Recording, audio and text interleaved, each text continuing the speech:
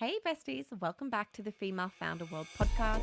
It's Jasmine. I'm the host of the show and the creator behind the entire Female Founder World universe. It's so good to chat to you again. Today I have one of the most financially successful founders that I've ever spoken to. Her name is Tara Bosch and she is the woman behind SmartSweets. Yes, that's SmartSweets. They had a $360 million exit 4 years into the business. Tara was 27 years old at the time, and she has so much good advice around, the tactical stuff, which we get into about getting traction and how to navigate funding and all that stuff for the consumer brand builders out there, but also just some really inspiring stuff around just mindset and setting your vision and dreaming big and working backwards from the outcome that you want. And I just left this conversation wanting to jump on Pinterest and start a vision board because she is so clear and she has been so clear from the beginning with where she wanted her business to go and really was able to get this success so quickly because she stayed true to that vision. Before we jump into the conversation, I want to let you know about a free workshop series that we have coming up that is starting tomorrow. So it's starting Tuesday, September 12th at 6 p.m. and it is running every Tuesday night for 6 weeks. This workshop series is called Launch Lab, presented by TikTok, and it is where we're going to be tapping the most impactful and inspiring and tactical operators who are driving real growth in consumer brands right now. So we all know that the D2C landscape has just changed so much. Things are very different now to what it was even 2 to 3 years ago. This is something that we talk about with people in the community over and over and over again. So, okay, if the D2C playbook that worked for Glossier and Warby Parker isn't what's working now, what are brands doing to get traction and how can you copy and paste those blueprints? That is the thesis behind this workshop series. It is going to be short, sharp, tactical, and you're going to walk away with really incredible tactics to integrate into your business. This is a free workshop series. I am really excited and proud that we're able to make resources like this free. So please don't hold back. Share it with your team. Get your marketing team to join. Get your other entrepreneurial girlies in the group chat. Get them onto it too. I've popped a link in the show notes. We still have a few spots available and I really hope to see you there. It's going to be a lot of fun. You are now entering Female Founder World with your host, Jasmine Garnsworthy. Tara, welcome to Female Founder World. It is so good to have you on the show. Thank you so much for having me. Excited to be here. Okay, for people who don't know SmartSweets, I can't imagine that there are many of them, but let's say there's someone, they've been living under a rock, they don't know about your business. What have you built? Give us that elevator pitch that kind of got you so much traction and growth. Yeah, absolutely. So SmartSweets is on a mission to kick sugar and keep candy. And so really for us, the vision is if you can go to the candy aisle, think of your favorite candy and SmartSweets be the brand delivering on a low sugar version of that you can feel really good about enjoying. Okay, I feel like also when you talk about that, it sounds very low key and oh, you just started this candy brand. But I was doing some Googling beforehand and you guys have hit some amazing milestones. I read on Entrepreneur that you had a $360 million exit this year. You were doing more than 55 million in revenue, all of these crazy numbers. Talk me through some milestones in the business as you've been building it to help people kind of know where you're at in the company right now. Yeah, for sure. So for me, I think from day one, I was like, okay, SmartSweets can be the global leader in revolutionizing candy. And so I really worked kind of back from visualizing that and being like, okay, this exists 10 years in the future. SmartSweets is the global leader, and using the language in my brain as if it had already happened. And for me, that helped really cement the feeling of it being real and doable. And so for me, and then I asked myself, the next question was, okay, what time frame does that look like? So for me, I was like, okay, in the next 3 years, I want SmartSweets to be the leader in low sugar candy across North America in order to get to that 10-year global vision. And so we went from, in a 4-year period, it was 0 to 125 million in annual revenue in 150,000 stores across US and Canada. And we helped people kick over 3.6 billion grams of sugar, which is what I'm most proud of. And then, the majority partnership which was a 360 million transaction. What was really cool about that was that I was able to do right by everyone who had dedicated their talent and time to bringing our mission to life. So every single employee had meaningful equity that they could go and buy their dream car or put a mortgage down on a house, and do right by the people who said yes in the early days, whether it was our advisors I gave equity to or investors. So that was really, really meaningful. Amazing. I speak to a lot of founders, and you're one of the few, I think, who kind of had this vision of right when you started knowing how big you wanted to be and setting those really big goals for yourself. I think a lot of people kind of like start small so that they feel like, they're not going to fail or it feels achievable. I want to know how you had the confidence to have that mindset. Like, what background were you coming to this from? Was this just something you inherently had within yourself? Is it a big opportunity that you saw out in the market? Like, where did this confidence come from right at the beginning? Hmm. Yeah, it's a great. I mean, I definitely it wasn't a confidence thing. Like, growing up, I was like, would watch like Shark Tank and Dragon's Den religiously and would like write down ideas, but never had the confidence to actually think I was capable of acting on one. And it wasn't really until university where I was not passionate about anything I was studying, was like almost failing out, acted on a different idea and that failed. And it gave me kind of the nuggets of knowledge for when SmartSweets idea came to actually believe that like, hey, I actually am capable of acting on an idea. For me, it was like every single day I was so ruthless about planting in my mind about the vision, so talking about it as if it had already happened, and then Mm. injecting what I liked to call mind fuel. And it was really like injecting books, podcasts, a lot of cheesy quotes I would print out and put on my mirror, and just filling that in my day-to-day life every single day because I didn't believe I was capable. I had to like convince myself every single day to continue walking into the fear and not get paralyzed by it.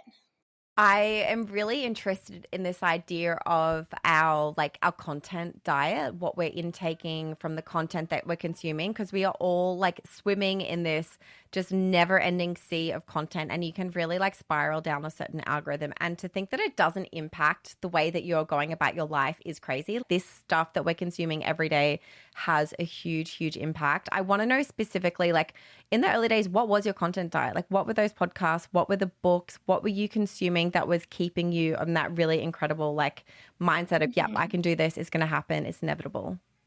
Yeah, it wasn't anything that was like groundbreaking stuff. It was like I would watch like Oprah Super Soul Sundays on YouTube, and I would just like have a stickies note open on my computer of like all of the cheesy quotes about the like, if you believe you can, then you can. Like just like the like literally the cheesiest quotes were always the truest. I would like watch I would literally just Google inspirational quotes, and I would look on images on Google and pull those and then keep them with me. And I would get the rip pages out of certain books. There's one, I hate the title. It's such a cheesy title and doesn't do justice by the book, but it's called How to Get Rich by Felix Dennis. And Mm-hmm. he really Great kind of book. speaks to the fact and like the notion of that, like, not many people are actually willing to put in the work and the grit and the sheer determination that's required to bring a vision to life. And so if you are, it's actually like probability wise pretty high chances that it will happen if you have market fit for your idea. So that book was like, I like kept that like the Bible. I would like rip out pages, and one quote specifically was kind of around the lines of like, stick with me, young brother, sister, for you're suffering from nothing more than it was like under lack of experience. And one other thing I can't remember, two conditions that will pass with time and whose passing can be expedited with fierce determination and application. And Oof. so that booking really helped, and reading that quote over and over and over every day helped me to believe like, oh, like if I just like keep moving forward and I'm like a freaking bull every single day, this will happen. Like it will happen. So that's a book I would highly recommend. Okay, that's a great tip. And what does your content diet look like now? So you've already built the thing, you've already achieved those things that you set out to do. What are you consuming now? Yeah, I think now it's kind of in the same way where it's like I think in the beginning I was consuming content from people that I aspired to have a similar journey to what they had. So I was consuming content to understand how did they think, how did they learn, how did they view the world. And now it's really the same thing, but just a lot more impact related. And I'm like, okay, like the women in the world that are making really amazing impact, like how like in not just in like building a business, but people like Jane Goodall and I'm like, how did Hmm. they think about the world? Like what when they wake up every single morning keeps the fire in their belly, and so that's kind of the content now that I feel like I'm consuming. I want to spend a little bit of time talking about the early days of SmartSweets and what it looks like. What does the first year of business look like, setting up the foundation and getting the traction that you need to create something as big as what this business turned out to be? I think that there must be a lot of lessons that you have for folks who are in their first year now and who have that same aspiration and vision that you had. Hmm. Yeah, I mean, I think having clarity from the get go on the vision, like I can't emphasize enough because I think Mm. I like to call it like reverse execution because I think the vision informs the timeline informs the intensity informs like the breakdown of how fast do we have to achieve these milestones. That informs the more tangible things like we want to be in X retailer or Y retailer by Y, and we want to have X product or Y product. And like it allows you to actually get like very, very specific. And that was a really helpful filter for me because I think when you're Mm. starting your business, it's so easy to get pulled in a million different directions, especially when like you start developing your product and you start talking to people who you admire and they're telling you you have to do this or this or this. It's so easy to get caught up in the like, oh my God, this is so overwhelming. I don't know where to start.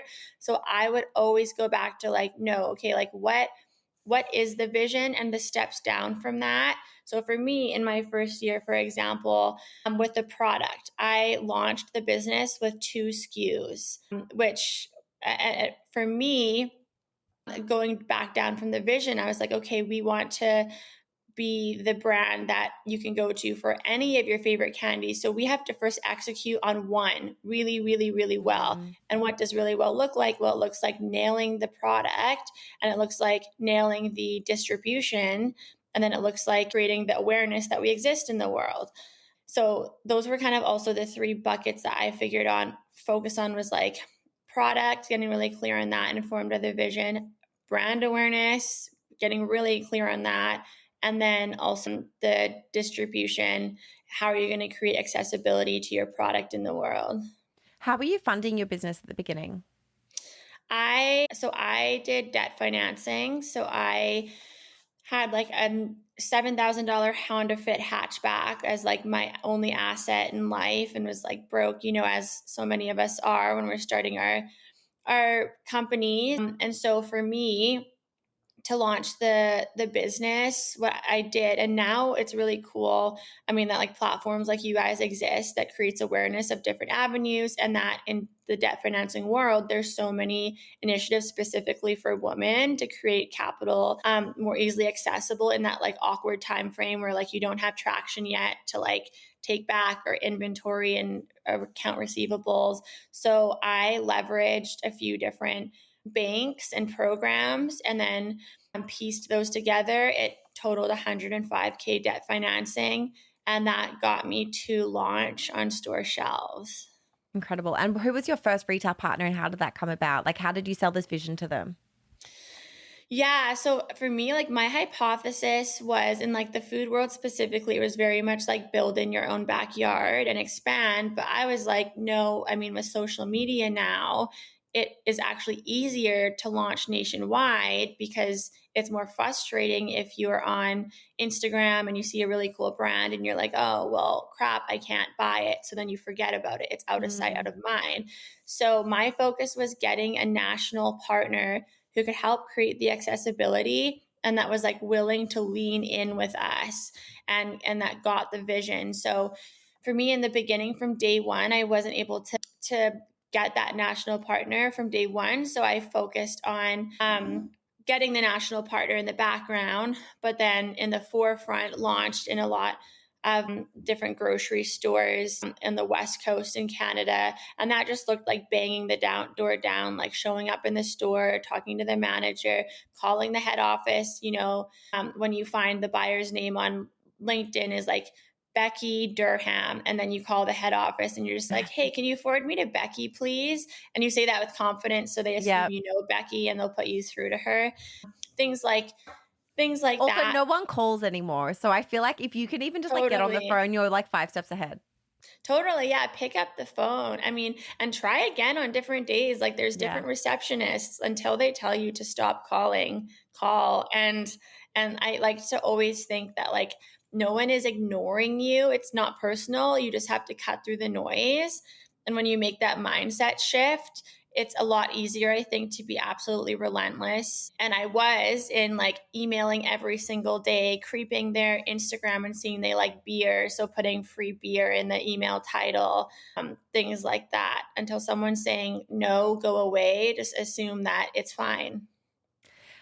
I want to know how you were building the consumer business on the side as you were also building out these wholesale partnerships. Were you out there doing like brand building? Were you leaning into Instagram? This is back in 2016, I think, when you first got started. Like, what was happening in terms of that more consumer marketing at the same time? Yeah. So when I started SmartSweets, I was in an accelerator program surrounded by tech companies and like a few beauty companies. And it was really interesting seeing what was happening in the beauty space where these brands were like Glossier at the time were creating communities around products. No one was really doing that in food. And so for us, I really focused on not marketing the product, but building a community around kicking sugar. And we really, really, really focused on Instagram. And that became like a massively valuable thing for us to leverage, to get into retailers, to grow our brand awareness with different niches, begin to feel like we were a big brand when we weren't at all. And we focused on ecom in like a very different way. So we focused on ecom as a opportunity to build brand loyalty and like a personal connection with the brand. So we would focus on things like stickers and cool swag and giveaways and like value adds. Wholesale was really how we focused on creating accessibility in people's everyday lives. I'd love to know what some of the really big wins were that you had along the way. Yeah. So yeah, I mean, a big win for us was when it was a seemingly random partner, Bed Bath Beyond Canada was the national partner that said, yes, we want to lean in with you. And when you first hear that, you're like, Bed Bath Beyond, like what? But they were willing to A, give us accessibility in all of their stores, and B, lean in. So from day one, we had like 12-foot displays at the cash register, and they were wrapping their cash register pulls with our like kick sugar, keep candy, SmartSweets signs. So that was a really big win, because once you have one national retail partner, if you execute well, because the easy part is getting in the door, the hard part is executing well once you're in, then you have a great story you can take to other retailers, and they have proof that if they'll put you in their store, you're actually going to execute, and this is what it means for their category. How many years in were you that you landed at Bed Bath & Beyond? It was like 3 months after launch that Oh, that wow. we launched nationally with them. That's Yeah. incredible.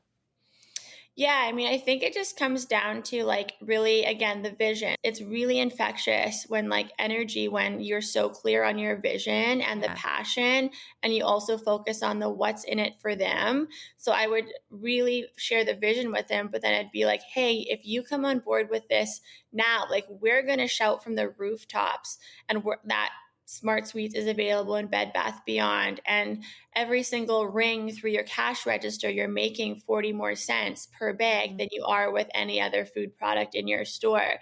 So really focusing on like the what's in it for them was really powerful too. Okay, so we've talked about some big wins and how you made them happen. I'm also interested in things that have just like not panned out, and maybe some big losses, some big mistakes that you made along the way, and what that taught you that you think, okay, if I was starting this again, man, I would not, I would not make this mistake a second time. Yeah, I mean, startup life is just like firefighting Totally. 24/7. So, like, so many different things. I mean, honestly, I think the biggest one that came to mind is really around people and building your Mm, team. And I think it can be really, really tempting when you're building your team and you meet someone who has like all resume wise, all of the most inspiring companies that have had these great outcomes, but then culturally something in your gut just feels like it just doesn't sit exactly right. Like they're a good human, they check all the boxes with their experience, but like something just doesn't feel like exactly right. And every single time I brought someone on board, regardless of that, it did not work out. And that creates like one bad apple spoils the lot. It creates so much of your emotional energy and just time to manage those situations. So that was mm. the biggest for sure. I feel like hiring is one thing, but how do you learn how to fire and let someone go and that process? And what have you learned about that? Because I think that's something that people don't talk about a lot, but is actually like, Mhm. a necessary part of the job of being the boss. Totally. Yeah, I mean, I think really like for me I felt bad about firing for a long time even when I knew it was the right thing to do. And so often I would like wait so much longer and then that creates more collateral damage cuz the team or people that they're working with can see this person's not the right fit and they see that you're keeping them around. So it creates more cultural unhappiness overall, but I think trust, like going back to your gut, once you know, just trust that you know, like kind of like that saying with like dating or relationships where it's like when someone shows you who they are, believe them. Like have an initial conversation when something comes up, of course, to give someone that chance. But as soon as that's not followed through with, like have the confidence in yourself. And for me, what that looked like was like having a conversation with my mentor where I would literally write a script. So I think like the first person I fired, I think I we didn't even do it in person because I was like too nervous. So I just like read a Mm. script from my phone that my mentor helped me helped me write because I was like so chicken and nervous about it. And it is, and chances are it's also not working for the person on the other end of the stick. And so that helped me as we grew to really acknowledge. And then also as you grow and you have people on your team and their managers and that sort of thing, then they start doing a lot of the firing and stuff as Mm. well. And so equipping them with the tools that you've learned. What does it look like to build out a team for this kind of business? Like, what departments are you hiring for first? What level of seniority? Are you looking for executors or strategy at the beginning? And how does that kind of take shape over the lifetime of the business? Yeah, I think in the beginning, it's like, I think it revolves so much around who you are as a person, the founder, and having like a really big awareness about what your weaknesses and strengths are. And then combined with that, not hiring for specific skill sets, but hiring people who have generalized skill sets, but have the ability to wear all the hats. So, our first hires, I mean, up until we were like a team of five, everyone was kind of wearing all the hats. So, yes, maybe we hired someone in sales, but they would be wearing all the hats in sales. It was Mm. completely generalized. And having people who had that mindset of the scrappiness of startup life was so important. Yeah, that's a really good piece of advice. Okay, so you started off. We're a few years into the business now that I feel like we're at and that we're talking about. And I know that you started off with the debt financing a little over 100K. How did you continue to scale the business?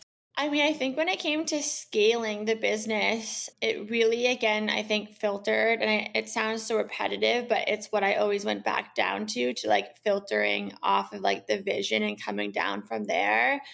because that really helped us to inform like, okay, now we have this nationwide distribution in Canada. What does that look like in the US? Okay, now we have 2 SKUs on shelf. What are like the next 2 most nostalgic candies? So that really helped to inform us being really disciplined about saying no to more things than we were saying yes to. I think, especially once you start scaling and you have traction and momentum and you have the PEs reaching out to you, you have these amazing people reaching out to you who you admire so much, wanting to be involved, it can become like very hard to stay razor focused and kind of have your blinders up. And there's really, really something to keeping the business fundamentally simple that has such power in it, because when you're a startup, you only have the ability to execute on like a very small thing, a number of things very well. So if Yeah. you start taking on too much, then all of a sudden you just start losing sight of executing really well on the things like that matter.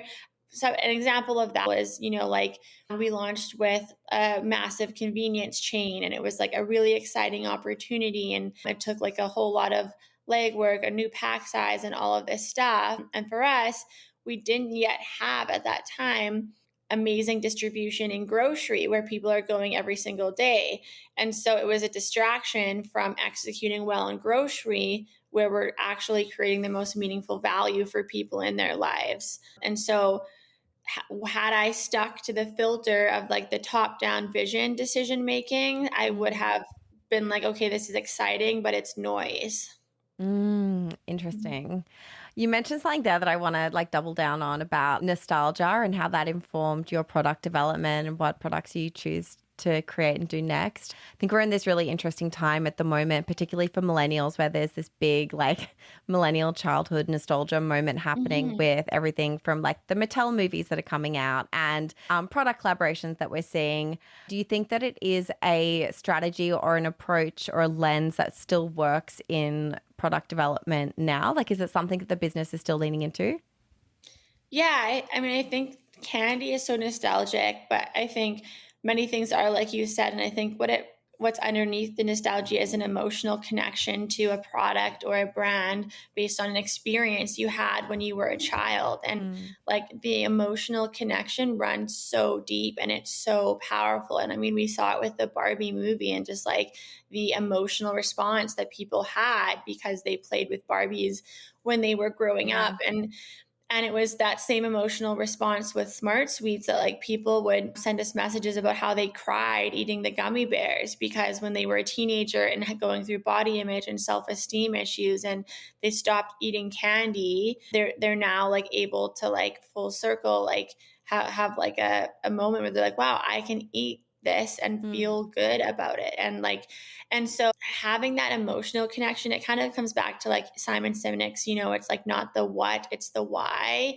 Coming back to the why of your product is so, so powerful. And that's the why behind our product was kicking sugar. And that's why we focused on building a community around that and the emotional connection. If you can really focus on that and identify what that is for your product or service, it's really, really ignites a deep connection to the brand and loyalty. I'm really enjoying hearing a lot about like your mindset as you've been building the business. I just feel like it's very inspiring to hear somebody who's had such a clear vision from the beginning and then was able to like stay true to themselves and then execute on it as well. You mentioned the book Start With Why. Is there anything else that's like informed that mindset that you think people should check out? I think so much of like what informed the mindset, I think was just also just observing and just seeing like what wasn't working. I mean, like financing was a great example of that, where SmartSweets, when we launched, it was in the era of these companies raising so much money and it like PR glorified it. It was like, wow, you raised $40 million. And then you would see oftentimes these companies a year or two later have these like massive layoffs or these massive closures and so for me, for example, for funding, that like really informed like, isn't the goal to like keep as much equity as possible because you have like the majority of your company, you have freedom to give equity to your team, all of those things. And so I think a lot of the kind of mindsets was also informed by what wasn't working, seeing brands too that had like a ton of SKUs on shelf, and just seeing how it was hard for them to like stay focused and manage that, and grow distribution. And so a lot of it was just like observing, I think, and like kind of seeing it and like having the mindset of, what's not working for others out there. Having just gone through a massive exit process, what advice do you have for people who are like, maybe that's 2 or 3 years down the track? Like what did you learn about it? What advice do you have for people who have that on their vision board? Yeah, I mean, I think just as important as the vision from day one is like being clear on like, what do you want out of this from day one too? And I think it's kind of taboo, especially for females. I felt guilty talking about any financial goals I Yeah, had. totally. I hear this a lot. Yeah, and really didn't. But I think like I did to myself. And so to myself, I was like, okay, you know what? I want to have financial freedom for the rest of my life. And I want to be able to take care of my Oma. My Oma was a big, she was the reason I started the company, and her journey and what she went through in World War II and all that she had to go through laid the steps for me to like be born in Canada and have the opportunities to act on an idea, which is like such a blessing and gift in itself, to not have to be in survival mode and just be able to like, yeah, I can try this idea. Having crystal clear clarity on like, Mhm. what is your goal out of this, like for yourself, and also for your team, what is your goal out of this? What does that look like too? Do you want to give them all equity? If you do, so many companies give equity and it means nothing. So Mm, from day one, how are you going to structure your cap table? How are you going to structure your shares? So for an example, with SmartSweets, I had only one class of shares, common shares, all the way through. Many people, when you take on an investment, you have preferred shares, which means those investors get their money back and sometimes a 2 or 3 times return back before anyone has common shares, which is what your employees would have.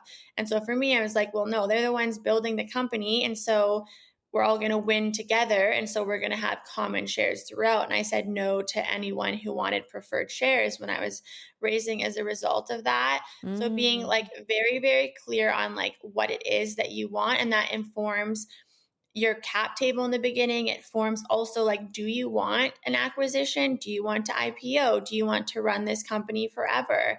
And those inform different things. For me, I knew at some point I wanted to partner with a larger company who could help us really pour fuel on the fire, achieve the global vision in a quicker pace of time. And so EBITDA, our profitability, was important from day one. We were profitable after like our first 6 months in business, and had a focus on not just like being at the break even mark, but we're being at like 20% EBITDA. And so that informed everything from product margins, product viability, to what we were spending on marketing and our head count, keeping that always super scrappy.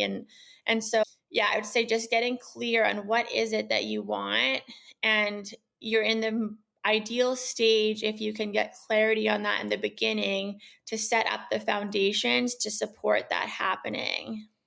Okay, you make me want to go and like put together a vision board. I feel like everyone's going to be like on Pinterest after this conversation.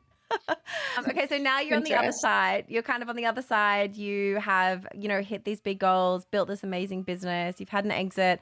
What does your life look like? What does it feel like? What are some of the things that you're focused on now? Yeah, I think for me now, so I have a baby. I have an amazing 2-year old. She just turned 2, and she's like amazing. I think I feel like being a mom like is a harder job than building a company any day of the week, but the most like rewarding. It's a different kind of baby, of course. But in kind of like creating in the world in that sort of lens, I'm now really passionate, I think, about supporting other women. When I started SmartSweets, all the books I was reading, all the podcasts I was listening to, they were men.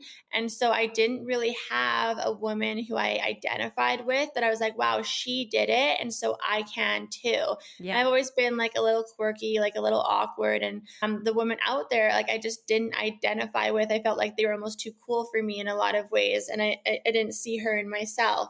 But it was that really sparked my passion now to really empower other women to know that they're ideas and what they can create is really limitless. And so I've created an initiative. It's a 25K grant initiative called Bold Beginnings.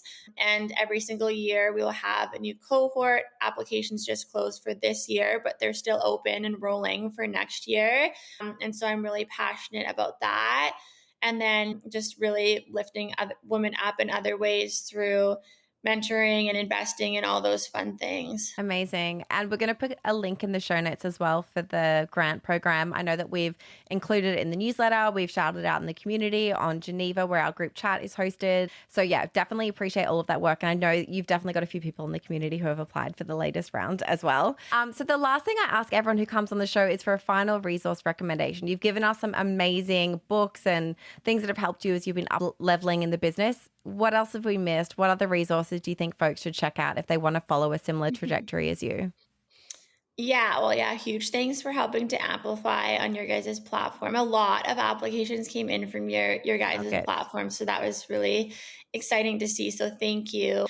For me, I think like the one most powerful thing I did every single day, and startup life, as everyone knows, is so hard, and it like grinds you to your core. Sometimes it just feels like you can't see the light at the end of the tunnel. So many days I would wake up and I'd be like, oh my god, the company is going to go down, and it's going to go down hard, and I'm going to be having 10 million in personally liable debt tied to my, it's just hard. And so what I did every night that grounded me and allowed me to wake up the next day and not be leading with fear and be leading with energy and purpose and passion for the vision was something really simple. I would just stare at the roof at night and I would just think about 5 things that I'm grateful for. Hmm. And like I would just like really like let it sit with me, and like I could like feel